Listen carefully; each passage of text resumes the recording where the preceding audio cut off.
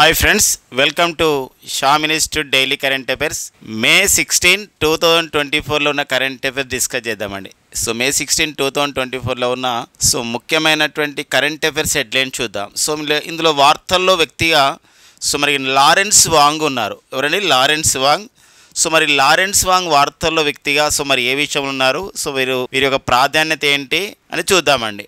And next వచ్చేసి మనకి అమెరికాలో ఉన్నటువంటి ఒక చట్టం మనకి ఇప్పుడు ఒక న్యూస్లో ఉంది. అది గతంలో అమెరికా మాజీ అధ్యక్షుడు అయినటువంటి అప్పటి అధ్యక్షుడు అయినటువంటి 2017లో ఉన్నటువంటి అప్పటి అమెరికా అధ్యక్షుడు డొనాల్డ్ ట్రంప్ తెచ్చినటువంటి ఒక చట్టం, అది కార్డ్సా. అది ఇప్పుడు న్యూస్లో ఉందన్నమాట. ఏదైతే చాబహార్ ఓడరేవుని మనం ఇరాన్లో ఉన్న చాబహార్ ఓడరేవుని 10 సంవత్సరాలకి మేనేజ్మెంట్ చేసుకోవడానికి, నిర్వహణ చేసుకోవడానికి భారత్కి అండ్ ఇరాన్ దేశం మధ్య ఒక ఒప్పందం జరిగిన నేపథ్యంలో మళ్ళీ కార్డ్సా చట్టం 2017 మన న్యూస్లో ఉంది. మరి యుఎస్ ఫెడరల్ లా. దానికి సంబంధించిన విశేషం చూద్దాం. నిన్నటి క్లాస్లో మనము ఎక్సర్సైజ్ శక్తి అంటే శక్తి విన్యాసాలు నేర్చుకోవడం జరిగింది. మేఘాలయలోని ముంబ్రై ప్రాంతంలో 7th edition of the exercise Shakti exercise conducted. It is a military exercise conducted between the India and France. మరి ఈరోజు మరొక ఎక్సర్సైజ్ మనకు న్యూస్లో ఉంది, మరొక విన్యాసం. అది ఎక్సర్సైజ్ తర్కాష్. ఏదండి? ఎక్సర్సైజ్ తర్కాష్. దానికి సంబంధించిన విశేషం చూద్దాం. అండ్ నెక్స్ట్ వచ్చేసి ఇక్కడ మనకి టెలిస్కోప్ అంటే నక్షత్రాలని, స్టార్స్ని, ఖగోళాన్ని అధ్యయనం చేయడంలో ప్రముఖ పాత్ర వహించేది టెలిస్కోప్. ఇప్పుడు ప్రపంచవ్యాప్తంగా పేరొందిన టెలిస్కోప్లో హబుల్ టెలిస్కోప్ అనేది ఉంది. దానికి మించి త్వరలో ఇంకొక టెలిస్కోప్ని దాన్ని తయారు చేసుకోబోతున్నారు. Nancy Grace Roman space telescope. మరి ఎవరు తయారు చేస్తున్నారు, దాని యొక్క నేపథ్యం చూద్దామండి. మనకి భారతదేశ సంస్కృతి సాంప్రదాయాల్లో భాగంగా పండుగలు, తర్వాత జానపద నృత్యాలు, ఉత్సవాలు, శాస్త్రీయ నృత్యాలు ఇలాంటివి మనకు వస్తున్న నేపథ్యం ఉంది ఇండియన్ హెరిటేజ్ కల్చర్లో. మరి రాష్ట్ర పండుగగా ప్రకటించుకున్నటువంటి గంగమ్మ జాతర, ఆంధ్రప్రదేశ్ రాష్ట్ర పండుగగా ప్రకటించుకున్నటువంటి ఒక గంగమ్మ జాతర ప్రారంభమవుతుంది. ఒక 7 days పాటు, 7 రోజుల పాటు నిర్వహించుకునే ఈ గంగమ్మ జాతర తిరుపతిలో జరుగుతుంది. దానికి సంబంధించిన విశేషాలు చూద్దాం. అండ్ నెక్స్ట్ వచ్చేసి GI tag. Ministry of the commerce and industry అంటే కేంద్ర పరిశ్రమలు వాణిజ్య శాఖ ఇచ్చే ఒక గుర్తింపు అన్నమాట వస్తువులకి, ఉత్పత్తులకి. GI tag, geographical indication tag. మరి ఇలాంటి జియోగ్రఫికల్ ఇండికేషన్ ట్యాగ్, భౌగోళిక గుర్తింపు అనేది ఇక్కడ గుజరాత్కు చెందినటువంటి ఒక ప్రోడక్ట్కి వచ్చింది, ఒక వస్త్రానికి వచ్చింది. ఇది కచ్ అజ్రాక్. ఆ సంబంధించిన విశేషం చూద్దామండి. అండ్ నెక్స్ట్ వచ్చేసి బ్లూ ఫ్లాగ్ సర్టిఫికేషన్. అంటే ఏదైతే బీచెస్ ఉన్నాయో, సముద్ర తీర ప్రాంతాల్లో ఉన్నటువంటి బీచ్లు, అక్కడ ఉన్నటువంటి ఎకో ఫ్రెండ్లీగా ఎవరైతే మెయింటైన్ చేస్తున్నారో పర్యావరణ అనుకూలమైనటువంటి వాటిని బీచ్లకు ఏం చేస్తారంటే బ్లూ ఫ్లాగ్ సర్టిఫికేషన్ ఇస్తుంది. అలాంటి నేపథ్యంలో తమిళనాడుకు చెందినటువంటి ఇంజపకం అకరాయ్ స్ట్రెచ్ డెవలప్మెంట్ ప్రాజెక్ట్కి జిఐ యొక్క బ్లూ ఫ్లాగ్ సర్టిఫికేషన్ కావాలని ఒక అప్లికేషన్ రాయడం జరిగిందనమాట. దాని నేపథ్యం చూద్దామండి. ఇది మనకి ఈ రోజు ఉన్నటువంటి 16th మేలో ఉన్నటువంటి ముఖ్యమైనటువంటి ఒక హెడ్లైన్స్ కరెంట్ అఫైర్స్. దీన్ని వివరణలోకి వెళ్దాం. మరి లారెన్స్ వాంగ్ మన ఇమేజ్లో చూడొచ్చు. Lawrence Wong. మనకి రాఘవ లారెన్స్ అంటేనో ఒక పేరున్నటువంటి ఒక కొరియోగ్రాఫర్, ఒక దర్శకుడు అండ్ ఒక పేరున్నటువంటి ఒక నటుడు, లారెన్స్, రాఘవ లారెన్స్. మరి ఇక్కడ లారెన్స్ వాంగ్ ఎవరంటే తను సింగపూర్కి 4వ ప్రధానమంత్రి అన్నమాట. అంటే ఇప్పుడు ఎవరైతే సింగపూర్కు ప్రధానమంత్రిగా ఉన్నారో లీ సీన్ లుంగ్ సుదీర్ఘకాలం పాటు. లీ సీన్ లుంగ్ సుదీర్ఘకాలం అంటే దాదాపుగా 2 దశాబ్దాలకు పైగా, అంటే 2 decades అండి. 2 దశాబ్దాలకు పైగా, 2 decadesకి పైగా ఇతను సింగపూర్ ప్రధానమంత్రిగా పనిచేయడం జరిగింది. లీ సీన్ లుంగ్ మే 15, 2024 రిటైర్మెంట్ అంటే పదవి విరమణ చేయడం జరిగింది. మే 15, 2024 మే 15, 2024 మే 15, 2024 వీరు పదవి విరమణ చేశారు. పదవి విరమణ చేసినటువంటి లీ సీన్ లుంగ్ స్థానంలో సింగపూర్కి మరి నూతన ప్రధానమంత్రిగా, సింగపూర్కి 4వ ప్రధానమంత్రిగా నియమితులు కావడం జరిగింది. వారే ఎవరండి? లారెన్స్ వాంగ్ అని. మరి వీరు పీపుల్స్ యాక్షన్ పార్టీకి చెందినవారు. ఆ నేపథ్యం చూసుకుంటూ మరి సింగపూర్ విషయంలో మరి సింగపూర్ ప్రధానమంత్రి లారెన్స్ వాంగ్ ఏ పార్టీకి చెందినవారు లాంటి క్వశ్చన్స్ కూడా ఎక్స్పెక్ట్ చేయడానికి ఉంటుంది. మరి సింగపూర్కి ప్రజెంట్ అధ్యక్షుడు ఎవరని చెప్పేసి అంటారు. ద ప్రజెంట్ సింగపూర్ ప్రెసిడెంట్ వచ్చేసి ఇక్కడ తర్మన్ షణ్ముగరత్నం అండి. తర్మన్ షణ్ముగరత్నం. మరి తర్మన్ షణ్ముగరత్నం. సో ఇక ఇతను మన పర్సన్ ఆఫ్ ది ఇండియన్ అరిజన్ అంటే భారత సంతతి వ్యక్తి తర్మన్ షణ్ముగరత్నం సింగపూర్కి సో ప్రస్తుతం అధ్యక్షుడిగా పనిచేస్తున్నారు. సింగపూర్కి తర్మన్ షణ్ముగరత్నం కూడా ఇక్కడ పీపుల్స్ యాక్షన్ పార్టీకి చెందినవారు. మరొక విషయం, తర్మన్ షణ్ముగరత్నం యొక్క పూర్వీకులు మన భారతదేశం, పర్టికులర్గా తమిళనాడు రాష్ట్రం. ఇతను సింగపూర్కి 9వ అధ్యక్షుడు అండి. తర్మన్ షణ్ముగరత్నం వచ్చేసి సింగపూర్కి 9వ అధ్యక్షుడు అనమాట. సో ఇలాంటి అంశాలు కూడా ఇంపార్టెన్స్ ఇవ్వాల్సిన అవసరం ఉంది ఒక వార్తల్లో వ్యక్తిగా మరి సింగపూర్కి. మరి తర్మన్ షణ్ముగరత్నం ఒక మేడం అలీమా యాకూబ్ స్థానంలో సింగపూర్కి నూతన అధ్యక్షుడు కావడం అయితే జరిగినటువంటి నేపథ్యం అన్నమాట. ఇక నెక్స్ట్ మరికొంత సంబంధించినటువంటి కరెంట్ అఫైర్ చూద్దామండి. సో ఈ మధ్యకాలంలో మనం చూసాం ఇక్కడ చాబహార్ ఓడరేవు మనకు చాలా న్యూస్లో ఉందండి. Chabahar seaport recently is in the news అనమాట. ఈ చాబహార్ ఓడరేవు అనేది మనకి పర్షియన్ గల్ఫ్లో ఒక కీలకమైనటువంటి ఓడరేవు. చాబహార్ ఓడరేవు అండి పర్షియన్ గల్ఫ్లో. అంటే ఇది ఇరాన్లో ఉన్నటువంటి ఓడరేవు. మరి ఇరాన్లో ఉన్నటువంటి ఈ ఓడరేవుని సో మన భారత్ అభివృద్ధి చేయడం జరిగింది. సో మరి అలాంటి నేపథ్యంలో సో మరి చాబహార్ ఓడరేవుని ఇండియన్ నేషనల్ ఏదైతే మరి గ్లోబల్ ఇండియన్ సంబంధించినటువంటి ఒక ప్రపంచవ్యాప్తంగా ఉన్న ఒడంబడిక మేరకి వేరే వేరే దేశాల్లో ఉన్నటువంటి ఓడరేవులు మనం అభివృద్ధి చేసే అవసరం ఉంటుంది. కాబట్టి అలాంటి నేపథ్యంలో భారత్ ఏం చేసిందంటే చాబహార్ ఓడరేవుని అభివృద్ధి చేయడం జరిగింది. సో మరి అంతేకాకుండా 10 సంవత్సరాల కాలానికి ఒక ఇరాన్లో ఉన్నటువంటి ఈ చాబహార్ ఓడరేవుని 10 సంవత్సరాల కాలానికి నిర్వహణ మేమే చేస్తామని చెప్పేసి ఇక్కడ ఇరాన్ దేశం అండ్ భారతదేశం మధ్య ఒక ఒప్పందం కూడా జరిగింది. అయితే ఈ ఒప్పందాన్ని అమెరికా ఏం చేస్తుందంటే ఇది ఒక సరైన చర్య కాదు అని చెప్పడం జరుగుతుంది అనమాట. కారణం ఏంటి, మనం చాబహార్ ఓడని అభివృద్ధి చేసి మనం నిర్వహణ చేస్తే అమెరికాకి ఏంటి నష్టం అంటే అమెరికా 2017లో it is US federal law అంటే అమెరికాలో వచ్చినటువంటి ఒక చట్టం అన్నమాట ఇది. సో ఏంటి ఆ చట్టం అంటే కాట్సా చట్టం. సో కాట్సా 2017 ఏంటి ఇక్కడ countering America's adversaries through sanction act అని చెప్పేసి అంటే మనం గుర్తుపెట్టుకోండి ఇక్కడ కౌంటరింగ్ అమెరికాస్ సి అంటే కౌంటరింగ్ అండి America's adversaries through sanctions act అంటే సో అమెరికా శత్రు దేశాలు ఉన్నాయి. సో అమెరికా శత్రు దేశాలుగా ఏది భావిస్తుందంటే రష్యా అండ్ నెక్స్ట్ వచ్చేసి ఇరాన్ మరి నెక్స్ట్ వచ్చేసి ఉత్తర కొరియా. ఈ 3 దేశాలు కూడా ఈ 3 కంట్రీస్ అనేది సో అమెరికా దేశానికి ఒక ఎనిమిసిగా భావిస్తుంది. అమెరికా దేశం భావిస్తుంది అంటే యుఎస్ఏ భావిస్తున్నటువంటి సో ఇక్కడ ఈ 3 దేశాలు ఏవైతే ఉన్నాయో ఈ రష్యా, ఇరాన్, ఉత్తర కొరియా ఈ దేశాలతో ఎవరైతే రక్షణ సంబంధాలని రక్షణ సంబంధాలు కానివ్వండి, ఆయుధాల కొనుగోలు కానివ్వండి ఇలాంటివి చేసినప్పుడు అమెరికాకు అనుమతి అవసరము అని చెప్తుంది ఈ చట్టం. కాట్సా చట్టం 2017 ప్రకారం ఏంటంటే అమెరికా శత్రు దేశాలైనటువంటి రష్యా, ఇరాన్, ఉత్తర కొరియా ఈ దేశాల నుండి ప్రపంచంలో ఏమైనా దేశాలు రక్షణపరమైన ఒప్పందాలు చేసుకుంటాయి అలాంటప్పుడు ఖచ్చితంగా అమెరికా దేశం యొక్క అనుమతి అవసరమని చెప్తుంది కాట్సా చట్టం అన్నమాట. సో అయితే ఇది మరి మీరు ఈ చట్టాన్ని ఉల్లంఘిస్తున్నారని చెప్పేసి అమెరికా అనడం జరిగింది. సో ఇది మన యొక్క సుబ్రహ్మణ్యం జయశంకర్ గారు కూడా మన కేంద్ర విదేశాంగ మంత్రి దీనికి సరైనటువంటి ధీటైన జవాబుని అమెరికాకు పంపించడం జరిగింది, అమెరికాకి ఇవ్వడం జరిగింది అనమాట. గతంలో ఇలాంటివి కూడా జరిగిందనమాట. ఎలా అంటే 2018లో ఇలాంటిది వచ్చింది. ఏంటంటే రష్యా నుండి మన భారతదేశం ఏం చేసిందంటే S-400 అనే ఒక మిజైల్ సిస్టమ్ ఒక ట్రయప్ అంటే S-400 అనే ఒక ట్రయప్ మిజైల్ సిస్టాన్ని ట్రయప్ క్షిపణి వ్యవస్థను కొనుగోలు చేసినప్పుడు సో మన అమెరికా అభ్యంతరం వ్యక్తం చేస్తే మనం సరైన వివరణ ఇవ్వడంతో సో ఈ యొక్క కాట్సా చట్టం నుండి ఈ యొక్క భారత్ ఏదైతే రష్యా నుండి కొనుగోలు చేస్తుందో S-400 యొక్క వ్యవస్థ నుండి మన భారత్కు మినహాయింపు ఎగ్జామ్షన్ ఇవ్వడం జరిగింది, మీరు కొనుగోలు చేయొచ్చు అని చెప్పేసి. సో ఇది మరి అగ్రరాజ్యం యొక్క ఆధిపత్యం ఇలా నడుస్తున్న సందర్భంలో సో ఇది మనకి చాబహార్ ఓడరేవు మరింత న్యూస్లో రావడం జరిగింది అనమాట. ఇది ఒక ఇంపార్టెన్స్గా ఉంటుంది. కాట్సా చట్టం ఏంటి, చాబహార్ ఓడరేవు ఇలాంటి విషయం మనకి ఇంపార్టెంట్. మనం ప్రీవియస్ క్లాస్లో డిస్కస్ చేసాం. ఎందుకు మనం ఇరాన్లో ఉన్నటువంటి చాబహార్ ఓడరేవు ఎందుకు మనం దాన్ని మెయింటైన్ చేస్తున్నాం, ఎందుకు దాన్ని డెవలప్ చేసినాం అంటే బికాజ్ పాకిస్తాన్లో ఉన్నటువంటి ఏదైతే గ్వాదర్ ఓడరేవు ఉందో పాకిస్తాన్లో గ్వాదర్ ఓడరేవు ఉంది మై డియర్ ఫ్రెండ్స్. గ్వాదర్ ఓడరేవు ఈ గ్వాదర్ ఓడరేవుని చైనా పాకిస్తాన్ ఎకనామిక్ కారిడార్లో భాగంగా చైనా దీనికి లీజు తీసుకుంది. ఇలాంటి నేపథ్యంలో దీని వ్యూహాత్మకంగా గ్వాదర్ ఓడరేవుకు ధీటుగా సో మనం ఇప్పుడు పాకిస్తాన్లో ఏదైతే గ్వాదర్ ఓడరేవుని చైనా లీజు తీసుకుందో మనం యూజ్ చేసుకోవడం మానేశాం. అలాంటప్పుడు దీనికి ధీటుగా మనం సరైన జవాబు చాబారుతో చైనా పాకిస్తాన్ ఇవ్వడం జరిగిందనమాట. ఒక సంబంధించినటువంటి దాన్ని ధీటుగా అభివృద్ధి చేసుకున్నటువంటి సందర్భం అనమాట. ఇది మనకి కార్డ్సాట్ 2017 గురించినటువంటి వివరణ. ప్రతి పాయింట్ కూడా మనకి ఇంపార్టెంట్ అండి. ఓకేనా. ఒక్కోసారి కార్డ్సాట్ చట్టం అనేది అమెరికా అధ్యక్షుడిగా ఎవరున్నప్పుడు ఈ కార్డ్సాట్ చట్టం వచ్చిందంటే డొనాల్డ్ ట్రంప్ అమెరికాకి.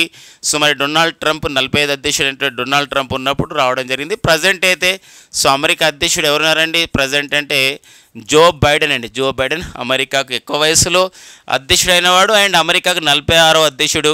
So Joe Biden. ఓకేనా. నెక్స్ట్ చూద్దామండి. ఓకే. నెక్స్ట్ మరి ఇంకొక విషయం అప్డేట్ ఉంది మనకి. చాబారు ఓడరేవు తర్వాత భారత్ ఇటీవల కాలంలో మరో ఓడరేవును కూడా లీజుకు తీసుకుంది. మరో ఓడరేవును అభివృద్ధి చేసుకుంటుంది.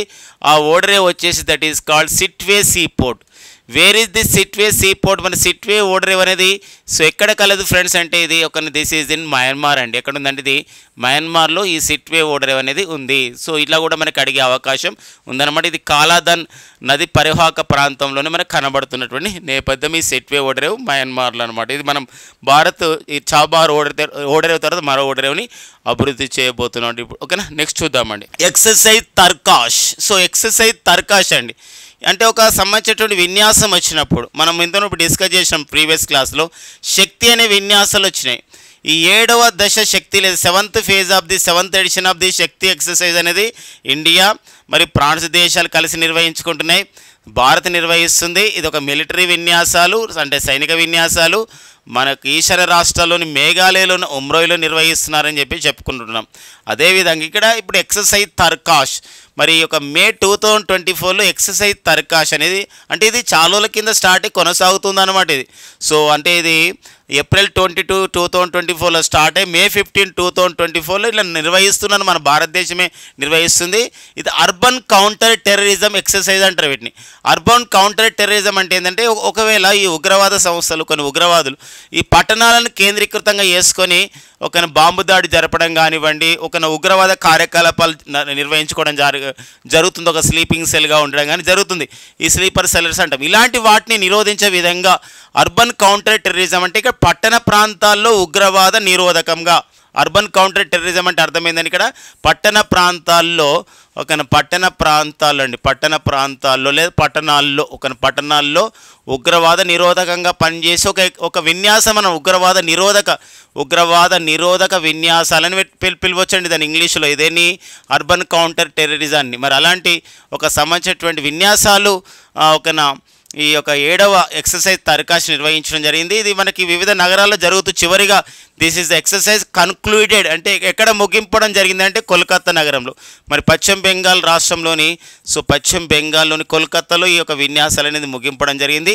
ఏప్రిల్ 22, 2024 ప్రారంభమై మే 15, 2024 వరకు నిర్వహించుకోవడం జరిగింది. ఇది మనకు ఏ 2 దేశాలు పాల్గొంటున్న ఎక్సర్సైజ్ తర్కాష్ అంటే ఇక్కడ సో భారత్ అమెరికా దేశాల మధ్య నిర్వహిస్తున్న విన్యాసాలు.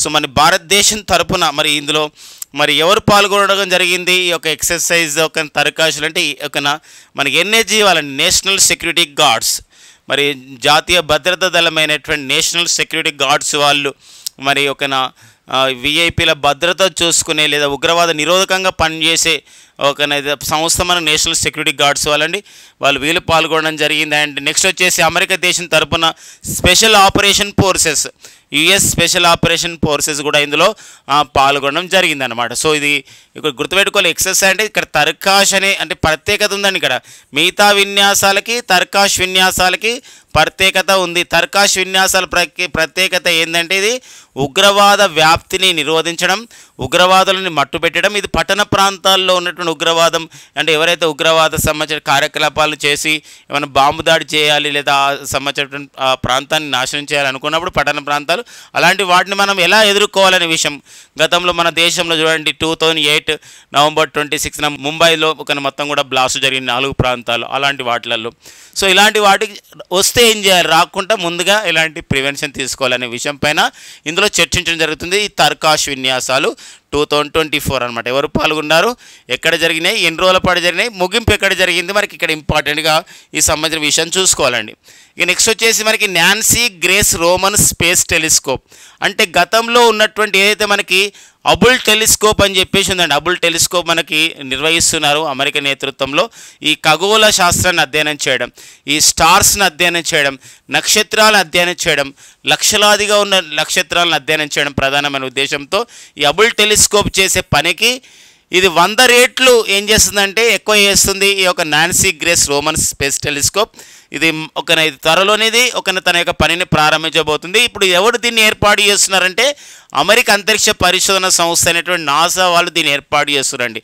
నాసా అనగా నేషనల్ ఏరోనాటిక్స్ అండ్ నేషనల్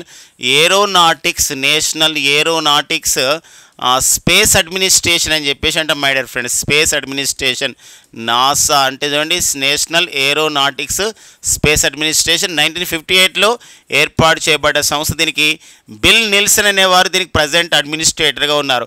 మనమైతే ఇప్పుడు ఇస్రో చైర్మన్ అంటే సోమనాథ్ గారు అంటాం. అదే నాసాకి అడ్మినిస్ట్రేటర్ని పిలుస్తారండి. అక్కడ అధిపతిని ఏమని పిలుస్తారంటే ఒక చైర్మన్ అడ్మినిస్ట్రేటర్గా పిలుస్తారు. నాసా అడ్మినిస్ట్రేటర్ వచ్చేసి ఇక్కడ బిల్ నిల్సన్ అనమాట. అంటే Nancy Grace Roman space telescope NASA ఏర్పాటు చేయబోతుంది. Monitor hundreds of the millions of stars అనమాట. చాలా కొన్ని లక్షల నక్షత్రాల సమూహాన్ని అర్థం చేస్తుంది. దట్ ఈస్ నథింగ్ బట్ ఇది మిల్కీ వే, అంటే ఒక పాలపుంతను మొత్తం కూడా అధ్యయనం చేసే పరిస్థితి అనమాట. గెలాక్సీని అంతా అధ్యయనం చేసే పరిస్థితి. And 100 times greater than the Hubble telescope కన్నా ఒక 100 రెట్లు ఎక్కువగా ఇది ఒక నక్షత్రాలపైన అధ్యయనం చేస్తుందని చెప్పేసి ఒక సంబంధించిన విషయం ఇవ్వడం జరిగిందనమాట. ఓకేనా, నెక్స్ట్ చూద్దామండి. గంగమ్మ జాతర ఒక ప్రాంతీయాంశంగా భారతదేశ సంస్కృతి సాంప్రదాయాల్లో భాగంగా హెరిటేజ్ కల్చర్లో భాగంగా దీన్ని తీసుకోవాల్సిన అవసరం ఉంటుందండి. సో మరి గంగమ్మ జాతర అంటే ఇక్కడ తిరుపతిలో ఉన్నటువంటి మన తిరుమలలో ఉన్నటువంటి బాలాజీ వెంకటేశ్వర స్వామి గారి యొక్క చెల్లెలు అనమాట, దేవుడి యొక్క చెల్లెలుగా భావిస్తారు గంగమ్మని. సో మరి ఇలాంటి గంగమ్మ జాతరని ఒక కైకాల వంశస్థులు జాతర చాటింపు చేస్తారు. ఈ జాతర చాటింపుతో ఈ ఉత్సవం స్టార్ట్ అవుతుంది. ఇది దాదాపుగా ఏంటంటే 7 రోజుల పాటు నిర్వహించుకునే జాతర అండి. గంగమ్మ జాతర తిరుపతిలో నిర్వహిస్తారు. సో మరి May 15 to 21, 2024 నిర్వహిస్తున్నారు.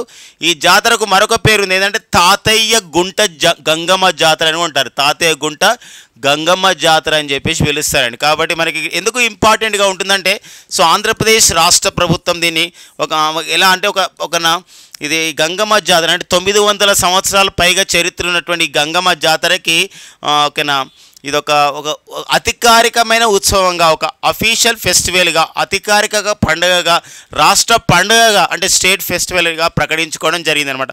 అలాంటి నేపథ్యంలో మనకి గంగమ్మ జాతర మనకు ఇంపార్టెన్స్గా ఉంటాయండి. ఈ ఉత్సవాలపైన వీటిపైన మనకి ఖచ్చితంగా అడుగుతూ ఉంటాడనమాట. ఇప్పుడు బిహు ఉత్సవం అంటారు, లేదా బిహు పండుగ ఉంటుంది అండ్ బిహు ఒక డ్యాన్స్ ఉంటుంది. మరి ఎక్కడ ఫేమస్ అని చెప్పేసి అడిగిన నేపథ్యం గతంలో ఉందండి. అంతేకాకుండా రాజపర్వ ఉత్సవం అనేది ఎక్కడ, రాజపర్వ అండి ఒడిశాలో మరి రాజపర్వ ఉత్సవం జరుగుతున్న నేపథ్యం అండి. ఇలాంటి నేపథ్యాన్ని గమనించాల్సిన అవసరం ఉంటుందండి. ఇంకా సో గార్బా నృత్యం అన్నా, లేదా కల్బేలే డ్యాన్స్ అని చెప్పేసి అంటారు, చౌ డ్యాన్స్ అని చెప్పేసి అంటారు. ఇలా వంగాల ఉత్సవం ఈ మధ్యకాలంలో అయితే చాలాసార్లు రిపీటెడ్గా అడుగుతున్నటువంటి ఒక పండుగ ఉండదండి, వంగాల ఉత్సవం అండి. సో మరి వంగాల ఉత్సవం అనేది ఎక్కడ నిర్వహిస్తున్నారని చెప్పేసి అంటున్నారు. ఇక్కడ మేఘాలయ రాష్ట్రం అండి. మేఘాలయ రాష్ట్రంలో నిర్వహించుకునే ఒక ఉత్సవం వంగాల ఉత్సవం అండి. వంగాల ఉత్సవం. ఇప్పుడు ఓనం పండుగ అంటే మనకు అందరికీ తెలుసండి. ఓనం పండుగ అంటే ఇది మరి కేరళలో నిర్వహిస్తున్నటువంటి ఒక పండుగ ఓనం పండుగ అండి కేరళలో. మరి ఇలా బిహు డ్యాన్స్, బిహు ఉత్సవం అని చెప్పేసి మన అస్సాంలో, రాజపర్వ ఒడిశాలో నిర్వహిస్తున్న సందర్భం అనమాట. ఓకేనా, ఈ నెక్స్ట్ కరెంట్ ఎవరు చూద్దాం ఫ్రెండ్స్. కజ్ అచ్రక్ ఇక్కడ చూడండి. ఇక్కడ మనము కజ్ అచ్రక్ అంటే ఒక సంవత్సర క్లాత్ అండి. ఇది క్లాత్కు 2 వైపులా డిజైన్లు ముద్రిస్తారు అనమాట. జనరల్గా క్లాత్ కింద ఒకవైపే ఉంటాయి డిజైన్లు, బట్ ఇక్కడ దిస్ ఇస్ ద ఒక వెరైటీగా ఉంటుంది, చాలా ప్రత్యేకతపై ఒక స్పెషాలిటీ ఉంటుంది అనమాట. ఇది గుజరాత్లో దీన్ని తయారు చేస్తారు, ఇలాంటి క్లాత్స్ని, ఇలాంటి బట్టల్ని. ఇది తలపాగకి అండ్ లుంగీకి అండ్ స్టోల్స్గా మనకి ఈ విధంగా టవల్స్ లాగా ఇట్లా ఉపయోగిస్తూ ఉంటారు. సో ఈ యొక్క సంబంధించిన క్లాత్ని వస్త్రానికి 2 వైపులా డిజైన్ ముద్రిస్తారు. దీనికి మనకి గుజరాత్లో ఉన్నటువంటి కచ్ అజ్రక్కి జిఐ ట్యాగ్ రావడం జరిగిందనమాట. సో జిఐ ట్యాగ్ ప్రొడక్ట్స్ పైన మనకి ఇంపార్టెంట్ ఉంటుంది. కాబట్టి ఎవరిస్తారు, ఏ కేంద్ర మంత్రిత్వ శాఖ జిఐ ట్యాగ్ని ఇస్తుంది అంటే it is comes under the ministry of the commerce and industry అంటారండి. Ministry of commerce and industry అంటారు. Ministry of the so commerce and industry అని చెప్పేసి అంటే కామర్స్ అండ్ ఇండస్ట్రీ అని చెప్పేసి అంటారండి. సో ఈ శాఖ ఈ యొక్క సంబంధించినటువంటిది ఇస్తుంది. మరొక విషయం ఏంటంటే కేంద్ర పరిశ్రమల వాణిజ్య శాఖ. కేంద్ర పరిశ్రమల వాణిజ్య శాఖకు చెందినటువంటి GIR సంస్థ, జియోగ్రఫికల్ ఇండికేషన్ రిజిస్ట్రీ వాళ్ళు ఇస్తారు. ఇది చెన్నై కేంద్రంగా ఇవ్వడం జరుగుతుంది అనమాట. చెన్నై కేంద్రంగా ఇది మనకి WTO నామ్స్ ప్రకారం అంటే ప్రపంచ వాణిజ్య సంస్థ వరల్డ్ ట్రేడ్ ఆర్గనైజేషన్ నామ్స్ ప్రకారం సో 1999 నుండి సో దీనికి అంటే ఈ 1999 సంవత్సరంలో WTO సూచించిన విధంగా ఈ GIRని ఏర్పాటు చేయడం జరిగింది. మన భారతదేశంలో అయితే GI ట్యాగ్ పొందినటువంటి తొలి ప్రోడక్ట్ ఏంటంటే డార్జిలింగ్ యొక్క టీ అనమాట. డార్జిలింగ్ టీ ప్రోడక్ట్ అనేది చాలా మొదటిసారిగా GI ట్యాగ్ పొందడం జరిగింది. ఇప్పుడైతే మన భారతదేశంలో అత్యధిక GI ట్యాగులను రాష్ట్రం, ఒకప్పుడు తమిళనాడు రాష్ట్రం ఉండేది, ఆ రికార్డు బ్రేక్ చేసింది. అత్యధిక GI ట్యాగులు ఉన్నటువంటి రాష్ట్రం వచ్చేసి ఇక్కడ సో మనకి ఉత్తరప్రదేశ్ రాష్ట్రం అనేది అత్యధిక GI ట్యాగులు ఉంది. మరి ఆంధ్రప్రదేశ్లో GI ట్యాగుల సంఖ్య 20కి చేరిందండి. ఏపీలో ప్రజెంట్ GI ట్యాగులు వచ్చేసి ఏంటంటే 20 అండి. అండ్ తెలంగాణలో GI ట్యాగులు వచ్చేసి ఇక్కడ 17 GI ట్యాగ్స్ ప్రొడక్ట్స్ అనేది సో ఉన్నటువంటి విషయాన్ని మనం గుర్తుపెట్టుకోవాల్సిన అవసరం ఉంటుంది ఫ్రెండ్స్. ఓకేనా, ఇక నెక్స్ట్ కరెంట్ ఎవరు చూద్దామండి. సో ఇంజంబకం అకరాయి స్ట్రెచ్ డెవలప్మెంట్ ప్రాజెక్ట్ అండి. ఇక్కడ ఏంటి అంటే ఇక్కడ ఇమేజ్లో కూడా చూడొచ్చు. సో ఇక్కడ ఇదంతా కూడా సముద్ర ప్రాంతం, సముద్ర తీరం అనమాట. ఇదంతా సీ కోస్టల్. ఈ ప్రాంతం మనం బీచెస్ కూడా అంటాం. అంటే ఈ బీచెస్ ఉంటాయి. ఈ బీచెస్ ఏవైతే ఉంటాయో సముద్ర తీర ప్రాంతాల్లో ఇది పర్యాటకులకి ఎంతో ఉత్సాహాన్ని ఇస్తాయి. మరొక విషయం ఏంటంటే ఇక్కడ ఎకో ఫ్రెండ్లీ ఎన్విరాన్మెంట్ని అభివృద్ధి చేయాల్సిన అవసరం ఉంటుంది. చూడండి, ఇక్కడ అందరూ కూడా వాలంటీర్స్, కొందరు సంస్థ వాళ్ళు ఇక్కడ ఏం చేస్తారంటే ఇక్కడ ఉన్న వేస్టేజ్ని అంతా కూడా, వ్యర్థ పదార్థాలు అంతా కూడా, డంపునంతా కూడా దీన్ని క్లీన్ చేస్తున్నారు అనమాట. అలా ఇది ఏంటంటే ఇలాంటి వాటికి మనకి ఏంటంటే బ్లూ ఫ్లాగ్ సర్టిఫికేషన్ ఇస్తారండి. ఈ బ్లూ ఫ్లాగ్ సర్టిఫికేషన్ని డెన్మార్క్ దేశానికి చెందినటువంటి foundation for the environmental education and foundation for the so environmental education అని చెప్పేసి అంటామండి. Environmental education foundation for the so environmental education అనే సంస్థ వాళ్ళు ఈ బ్లూ ఫ్లాగ్ సర్టిఫికేషన్ ఇస్తారు. తద్వారా ఏమవుతుందంటే బ్లూ ఫ్లాగ్ సర్టిఫికేషన్ అంటే ఏవైతే బీచెస్ ఎన్విరాన్మెంటల్ ఫ్రెండ్లీగా ఉంటాయో, క్లీన్ బీచెస్గా ఉంటే వాటిని ఇలా గుర్తింపిస్తారు. తద్వారా అక్కడ అంటే ప్రమోట్ ద టూరిజం యాక్టివిటీస్ వస్తాయి అండ్ ట్రాన్స్పోర్ట్ ఫెసిలిటీస్ అనేది కూడా పెరుగుతాయి, టూరిజం యాక్టివిటీస్ కూడా పెరుగుతాయని చెప్పి ప్రధానమైన ఉద్దేశం అనమాట. అలాంటి ఒక ప్రాజెక్టుని తమిళనాడులో ఇటీవల కాలంలో మాకు కూడా బ్లూ ఫ్లాగ్ సర్టిఫికేషన్ ఇవ్వండి అని చెప్పేసి అప్లై చేసుకోవడం జరిగింది. ఆల్రెడీ మన భారతదేశంలో ఈ డెన్మార్క్ దేశం చెందిన ఈ యొక్క foundation for the environmental education చేత 12 బీచెస్ అనమాట, 12 బీచెస్కి ఆల్రెడీ ఒక బ్లూ ఫ్లాగ్ సర్టిఫికేషన్ అనేది రావడం జరిగిందండి.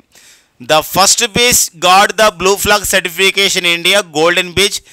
Wear that golden beach is located my dear friend, that is in ఒడిషాలోని పూరి ప్రాంతంలో మనకి గోల్డెన్ బీచ్ ఉంటుందండి. In our Andhra Pradesh the Rushikonda beach అండి. ఋషికొండ బీచ్కి కూడా విశాఖపట్నంలో ఉన్నటువంటి సో మరి విశాఖపట్నంలో రుషికొండ బీచ్ కూడా బ్లూ ఫ్లాగ్ సర్టిఫికేషన్ రావడం జరిగింది. వేరే మనకి రీసెంట్గా మనకి లక్షద్వీపులు చాలా ఫేమస్ అయినాయి. లక్షద్వీపులలో కూడా 2 బ్లూ ఫ్లాగ్ సర్టిఫికేషన్ పొందిన బీచ్లు ఉన్నాయి. ఒకటి వచ్చేసి ఇక్కడ మినికాయ్ తుండి అండ్ మినికాయ్ తుండి అనే ఒక సంబంధించినటువంటి బీచ్. మరొకటి వచ్చేసి కద్మత్ బీచ్ అండి. ఈ 2 బీచ్లకి సో బ్లూ ఫ్లాగ్ సర్టిఫికేషన్ రావడం జరిగింది.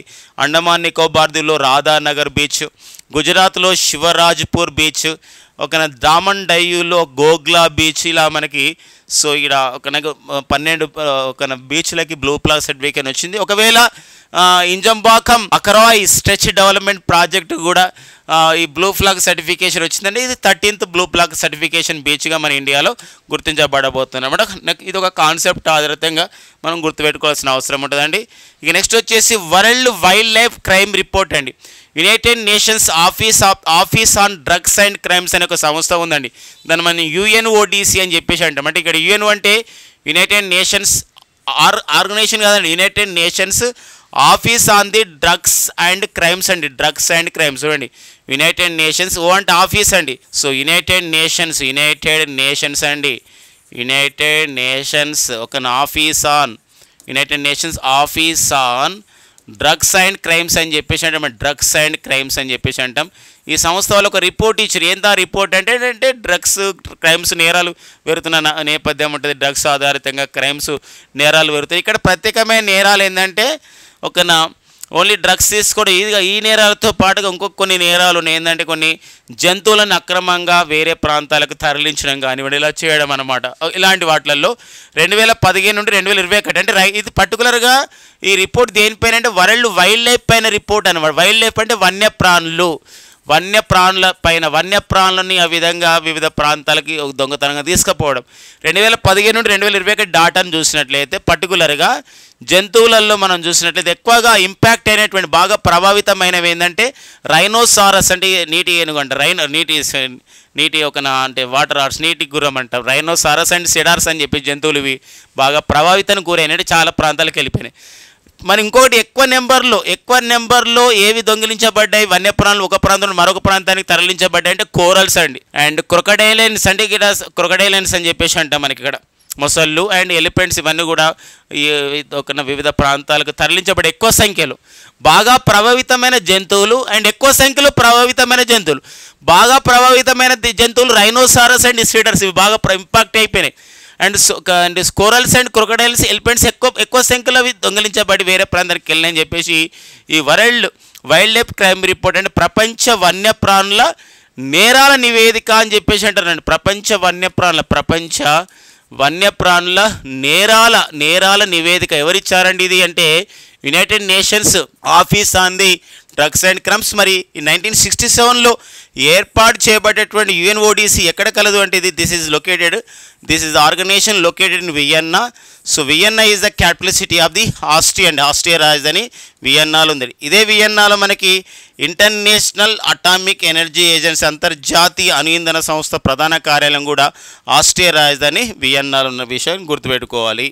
ఇక నెక్స్ట్ వచ్చేసి మనకి అంటే ఎక్కువగా మన భారతదేశంతో ఏ దేశం ఎక్కువగా వ్యాపార నిర్వహణ జరిగేదంటే ఒకప్పుడు చాలా రోజుల నుండి కూడా అమెరికా దేశంతోనే మనం India's biggest top trading partner ఎవరు అని చెప్పేసి అంటే ఒకప్పుడు అమెరికానే ఉండేది. బట్ 2023 వరకు కూడా బట్ ఇప్పుడు చూడండి మారిపోయిందండి. ఇప్పుడు 2023 అండ్ 2024 ఈ యొక్క ఫినాన్షియల్ ఇయర్లో ఈ ఆర్థిక సంవత్సరంలో భారత్ మరియు చైనా దేశాల మధ్య ఒక ట్రేడింగ్ అనేది అంటే వ్యాపారం అన్నమాట. అంటే వ్యాపారం చైనాతో $118.4 బిలియన్ చేయడంతో సో అమెరికా దేశాన్ని అధిగమించింది. ఎందుకోసం అమెరికా అండ్ భారతదేశం మధ్య ట్రేడింగ్ అనేది వ్యాపారం అనేది 2023 అండ్ 2024లో $118.3 బిలియన్ అండి. ఇప్పుడు చూడండి ఇది $118.4 బిలియన్ చేయడంతో ఇప్పుడు 2023-24 సంవత్సరంలో భారత్ ఏ దేశంతో ఎక్కువగా వాణిజ్య భాగస్వామిగా కలిగి ఉందంటే చైనాను. దేని అధిగమించిందంటే ఇది అమెరికాను అధిగమించి చైనా ముందంజలో వచ్చింది. ఇది గ్లోబల్ ట్రేడ్ రీసెర్చ్ ఇనిషియేటివ్ అనే సంస్థ వాళ్ళండి, GTR అనే సంస్థ అండి. GTR అనే సంస్థ ఇటీవల కాలంలో మన భారతదేశం ఆటోబొమ్మలు ఎగుమతులు ఎలా ఉన్నాయని చెప్పి రిపోర్ట్ ఇచ్చిన సంస్థ కూడా GTRI అనగా ఏంటంటే ఇక్కడ గ్లోబల్ ట్రేడ్ రీసెర్చ్ ఇనిషియేటివ్ అని చెప్పేసి అంటామండి. గ్లోబల్ ట్రేడ్ రీసెర్చ్ ఇనిషియేటివ్ అనే సంస్థ ఇచ్చిన నివేదిక ప్రకారం and India export to the China అంటే భారతదేశం చైనాకు ఏవైతే ఎగుమతులు ఉన్నాయో ఎగుమతులు అనేది డిక్లైన్ అంటే ఎక్స్పోర్ట్స్ డిక్లైన్ తగ్గాయి. ఎంత తగ్గినాయి అంటే గతంతో పోలిస్తే 0.6% తగ్గాయి. ఇండియా ఇంపోర్ట్స్ ఫ్రమ్ చైనా అంటే ఇక్కడ చైనా నుండి వచ్చే దిగుమతులు గతంలో చాలా ఎక్కువగా ఉండేది, ఈసారి 44.7% మాత్రమే వచ్చినాయని చెప్పేసి మనకి ఇక్కడ నివేదిక ఉందన్నమాట. సో ఇది మొత్తానికి కూడా ఇప్పుడు ఓసారి అడుగవచ్చు ఇటీవల కాలంలో భారత్ మరియు అమెరికా భారత్తో చేస్తున్నటువంటి ఏదైతే వాణిజ్యం అనేది టాప్లో ఉంటే ఇప్పుడు ఈ వాణిజ్యాన్ని ఎవరు అధిగమించారంటే చైనా వాళ్ళు అధిగమించారు. అమెరికాని అధిగమించి ఇప్పుడు సో చైనా భారత్తో ఇక్కడ వాణిజ్యానికి ఎక్కువ చేస్తుంది అని చెప్పేసి ఉందంటే ఇక్కడ చైనా భారత్ మధ్య వాణిజ్యాలు అనేది జరుగుతూ ఉన్నాయి. అయితే ఇంకొక విషయం ఏంటంటే ఇక్కడ చైనా నుండి వచ్చే ఈ ఎక్స్పోర్ట్స్ అంటే చైనా నుండి మన భారత్కి వచ్చే ఎక్స్పోర్ట్స్ కూడా తగ్గాయి అని చెప్పేసి మనకు ఉన్నటువంటి సందర్భాన్ని కూడా మనం గుర్తుపెట్టుకోవాలండి. అందుకే ఈ China largest trading partner of India in financial year 2023-24 with $118.4 billion and US second అనమాట. ఇప్పుడు మనం భారత్తో ఒక వాణిజ్యాన్ని చేసుకునే భాగస్వాముల్లో చైనా తర్వాత భారత్ ఏ దేశంతో ఉంది రెండో స్థానంలో. భారత్తో చేసే వాణిజ్యంలో చైనా ముందంజలో ఉండగా రెండో స్థానంలో ఏముందంటే అమెరికా దేశం రెండో స్థానంలో ఉంది, US సెకండ్ పొజిషన్లో ఉందని చెప్పేసి ఈ నివేదిక చెప్తున్న విషయం అండి. ఇది ఒక కరెంట్ ఎకనామీ విషయంలో మనకి important, current economy point of వ్యూలో ఒక ఇంపార్టెంట్ అంశంగా ఇది గుర్తుపెట్టుకోవాల్సిన అంశం ఉంటుంది. ఇక నెక్స్ట్ చూద్దామండి, ఇండియా ఇంటర్నేషనల్ బులియన్ ఎక్స్చేంజ్ అంటామండి. బులియన్ మార్కెట్ అంటాం. బిలియన్స్ అంటేనో మనకు ఒక 100 కోట్ల బిలియన్స్ అంటాం. అది బులియన్ అంటే అర్థం ఏంటంటే ఇక్కడ ఒకటి అర్థం ఇచ్చారు. బులియన్ అంటే it is the physical gold and silver of high purity. అది ఏదైతే ఉంటుందో అంటే ఇక్కడ భౌతికంగా ఉన్నటువంటి బంగారం అండ్ అంతేకాకుండా సిల్వర్ అనమాట. అంటే ఇక్కడ వెండి, వీటి హై ప్యూరిటీ అంత అత్యంత నాణ్యతగా ఉండేదాన్ని మనం బులియన్స్ అని చెప్పేసి అంటాం అనమాట. అలాంటి ఒక మార్కెట్లోకి అలాంటి దాన్ని ఎస్టాబ్లిష్ చేసుకోవడం జరిగింది. సో ఇందులో మనకి ఏంటంటే ఇక్కడ ఐఐబిఎక్స్ని ఇది గాంధీనగర్లో అంటే గుజరాత్లోని గాంధీనగర్లో ఉన్నటువంటి గిఫ్ట్ సిటీ అని చెప్పేసి అంటాం. అందులో దీన్ని ఏర్పాటు చేశారు 2022లో. ఐఐబిఎక్స్ అని ఇండియా ఇంటర్నేషనల్ బులియన్ ఎక్స్చేంజ్ అని చెప్పేసి ఇవ్వడం జరిగింది. ఇక్కడ gateway to import bullion into India అంటే ఇది ఏంటంటే మనం వివిధ దేశాల నుండి స్టేట్ బ్యాంక్ ఆఫ్ ఇండియా కూడా అఫీషియల్గా చేరడం జరిగింది. సో వివిధ దేశాల నుండి మొత్తం కూడా మనం ఇక్కడ ఈ ఫిజికల్ గోల్డ్, సిల్వర్, హై ప్యూరిటీని మనం అంతర్జాతీయ మార్కెట్ ద్వారా కొనుగోలు చేసుకోవడానికి ఉంటుంది అని. ఇది ఎవరు రెగ్యులేటెడ్ చేస్తారు ఈ సంబంధించిన మార్కెట్ అంటే గుజరాత్లోనే ఉన్నటువంటి international financial services centre authority వాళ్ళు, ఐఎఫ్ఎస్సి అంటారు, international financial services centre authority వాళ్ళు దీన్ని చేస్తారనమాట. దేశంలో ఇది ఇండియా ఇంటర్నేషనల్ బులియన్ ఎక్స్చేంజ్ ఎక్కడ ఏర్పాటు చేశారు. ఇందులో ఇటీవల కాలంలో అఫీషియల్గా ఏ సంస్థ అఫీషియల్గా చేరిందంటే స్టేట్ బ్యాంక్ ఆఫ్ ఇండియా అండి. స్టేట్ బ్యాంక్ ఆఫ్ ఇండియా అఫీషియల్గా దీన్ని చేరడం జరిగింది. దీని state bank of India chairperson అయినటువంటి ఓకేనా దినేష్ కుమార్ ఖరే అండి. సో దినేష్ కుమార్ ఖరే అధికారికంగా ధృవీకరించడం జరిగిందనమాట. ఇక మరొక విషయం ఇక్కడ సో మనకి అంటే మనకు national stock exchange, Bombay stock exchange, నిఫ్టీలు ఇవన్నీ ఉంటాయి. బట్ ఇది బులియన్ మార్కెట్ ఏంటంటే ఫిజికల్ అంటే బంగారం తర్వాత వెండి సంబంధించినటువంటిది అంతర్జాతీయ మార్కెట్లోకి రావడం. అంటే it is the gateway to the import bullion into the India. అంటే వివిధ దేశాలను మనం తీసుకురావడానికి ఉంటుంది అనమాట ఎస్బీఐ ద్వారా. ఓకేనా ఈ సంబంధించినటువంటి వస్తువుల్ని. ఓకే నెక్స్ట్ చూద్దామండి. హంబోల్ట్ లేదా లా కరోనా గ్లేసియర్ అని చెప్పేసి అంటే గ్లేసియర్. సో మనం ఇమేజ్లో చూడొచ్చు. ఈ గ్లేసియర్ అంటే ఇప్పుడు మన దగ్గర కూడా మన భారతదేశ సియాచిన్ గ్లేసియర్ అని చెప్పేసి అంటాం. మన సియాచిన్స్ గ్లేసియర్ అని చెప్పేసి అంటే మొత్తం కూడా మంచుతో ఉండి సో మరి కొంచెం ఇలా ఆవరించి ఉంటుందండి. ఇది మన సియాచిన్ గ్లేసియర్ అని చెప్పేసి అంటే మనకి ఇది గతంలో వేరే దేశం వాళ్ళు అక్కుపై చేసుకుంటే మళ్ళీ 1984లో ఆపరేషన్ మేఘదూత్ ద్వారా మనం తిరిగి స్వాధీనం చేసుకున్నాం. అలాంటి గ్లేసియర్స్ ఏవైతే ఉన్నాయో ఒక దేశం ఉందండి. ఆ దేశం వచ్చేసి ఇక్కడ ఏంటంటే వెనుజులా దేశంలో ఈ యొక్క ఎన్విరాన్మెంటల్ పల్ల అంటే ఇక్కడ పర్యావరణం పరమైనటువంటి తీవ్రమైనటువంటి ఒక గ్లోబల్ వార్మింగ్ వల్ల అక్కడ చాలా గ్లేసియర్స్ అన్నీ కూడా ఏమైనాయంటే అంతరించిపోతూ ఉన్నాయి. So the first national to lose all it's glacier, ప్రపంచంలో ఫస్ట్ టైం అనమాట తమ దేశంలో ఉన్నటువంటి అన్ని గ్లేసియర్స్ కూడా చెప్పొచ్చు అంటే ఒక మంచు పర్వతం లాగా చెప్పొచ్చు అనమాట.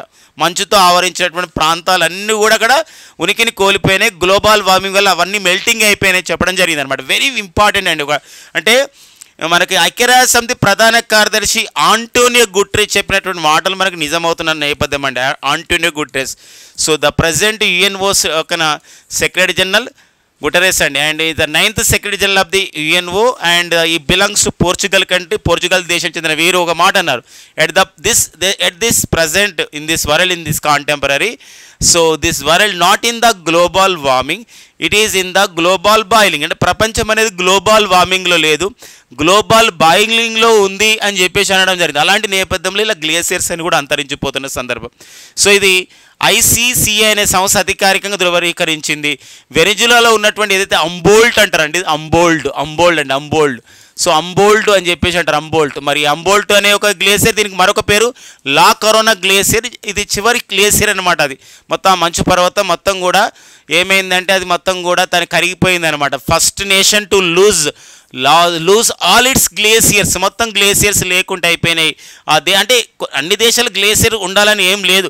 అక్కడ వెనిజులాలో ఉండే అన్నీ కూడా వాతావరణ పరంగా గ్లోబల్ వార్మింగ్ వల్ల అవి మొత్తం కరిగిపోయినాయి.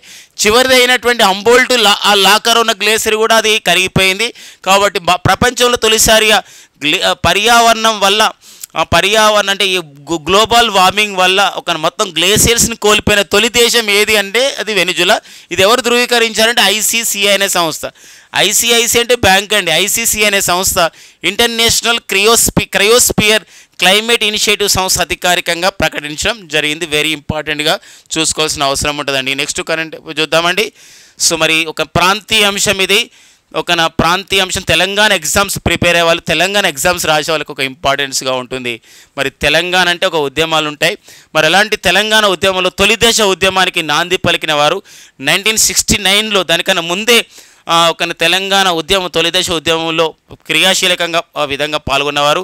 తొలి దశ తెలంగాణ ఉద్యమంలోనే ఒక 2 వారాల పాటు హంగర్ స్ట్రైక్, అమరణ నిరాహార దీక్ష ఒక రవీంద్రనాథ్తో కలిసి చేసిన వ్యక్తి కొలిశెట్టి రామదాస్ గారు. వృద్ధాప్య కారణంగా వీరు మరణించడం జరిగింది.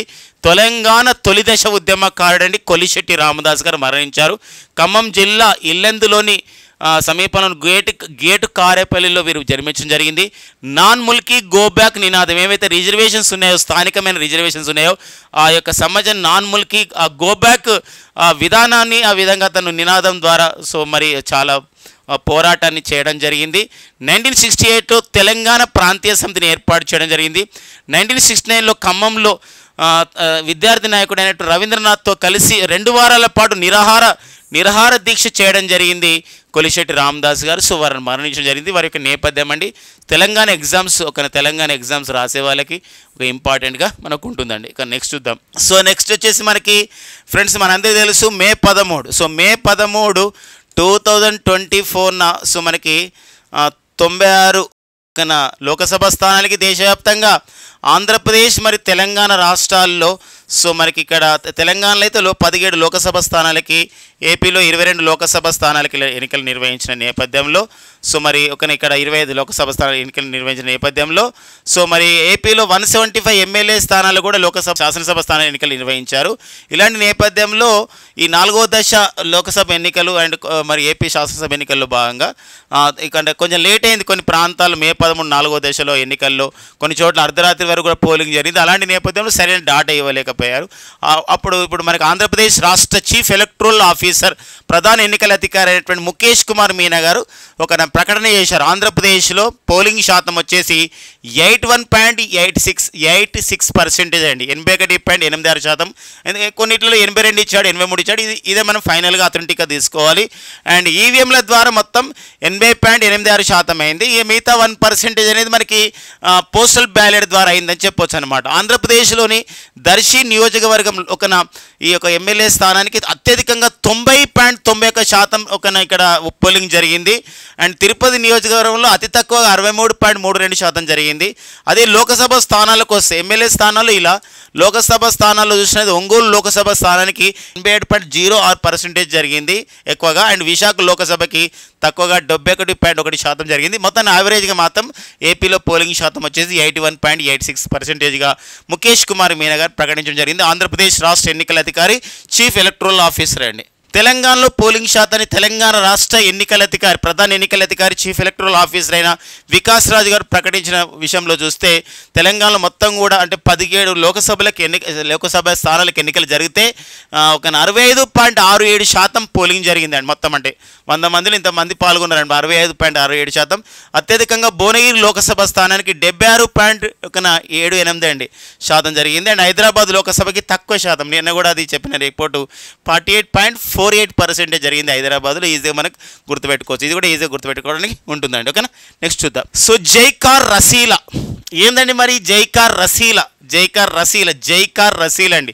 ఇదేంటంటే ఇది జొన్న వంగడం. జొన్నలు అంటే మనకు పచ్చ జొన్నలు ఉంటాయి, తెల్ల జొన్నలు ఉంటాయి. ఈ మధ్యకాలంలో ఆరోగ్యం పైన సో అవగాహన వస్తుంది. ఆరోగ్యం ఇప్పుడు ఇటీవల కాలంలో ICMR వాళ్ళైతే ఈ యొక్క Indian council for the medical research వాళ్ళైతే సో లైఫ్ స్టైల్ చేంజ్ వల్ల, జీవనశైలిలో మార్పుల వల్ల చాలా రోగాలు కూడా వస్తున్నాయి. సో ఖచ్చితంగా సాంప్రదాయమైనటువంటి తినాలి మన యొక్క పూర్వీకుల కాలం నుండి అని చెప్పడం జరిగింది. ఇలా 17 రకాల డైటరీ వాటిని 17 రకాల సంబంధించినటువంటి ఆహార సంబంధించి తీసుకునే విషయాలపైన కూడా ఇన్ఫర్మేషన్ ఇవ్వడం జరిగింది డాక్టర్ హేమలత గారి నేతృత్వంలో ఒక బృందం. ఇలాంటి నేపథ్యంలో మనకి తీయటి జొన్న వంగడాన్ని అభివృద్ధి చేయడం జరిగిందండి. ఏంటి దీని యొక్క ఇంపార్టెన్స్ ఏంటంటే దీని పేరు జైకర్ రసీల. ఈ వంగడం పేరు జైకర్ రసీల, తీయటి జొన్న వంగడం.